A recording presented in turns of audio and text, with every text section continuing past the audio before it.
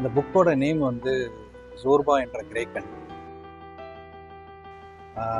இந்த புத்தகத்தில் எனக்கு பிடிச்ச வாக்கியம் என்னென்னா, மனிதனின் களங்கமற்ற வியப்பு.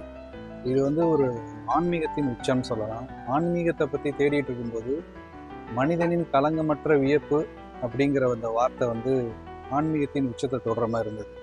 ஏன்னா இதை பற்றி தேடிக்கிட்டே இருக்கும்போது எங்கெங்கேயோ ஆன்மீகத்தை தேடி அலையும் போது ஒரு குழந்தை வந்து ஒரு செடியில் இருக்கிற இலையோட அசைவையும் உருண்டு ஓடுற கல்லையும் பார்க்குறது வந்து ஒரு ஆச்சரியம். அது ஃபஸ்ட் டைம் பார்க்கும்போது அது ஒரு களங்கமற்ற ஒரு வியப்பாக இருக்குது.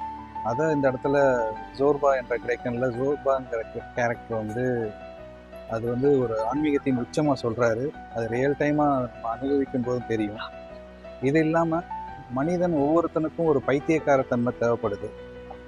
அப்போ தான் அவனால் வந்து ஒரு ஃப்ரீடமாக இருக்க முடியும். இந்த புத்தகத்தில் அவர் வந்து அவரோட மகனின் இறப்பப்ப ஒரு பைத்தியக்காரன் மாதிரி ஆடிட்டு இருப்பார். ஆனால் எல்லாரும் அதை கேலி பண்ணுவாங்க. உண்மை என்னென்னா அந்த பைத்தியக்காரத்தனமும் ஆடினால தான் அவர் அதுக்கப்புறம் சர்வே பண்ண முடிஞ்சது. ஸோ ஒவ்வொரு மனிதனுக்கும் ஒரு பைத்தியக்காரத்தன்மை வேணும், மேட்னஸ் இருக்கணும்.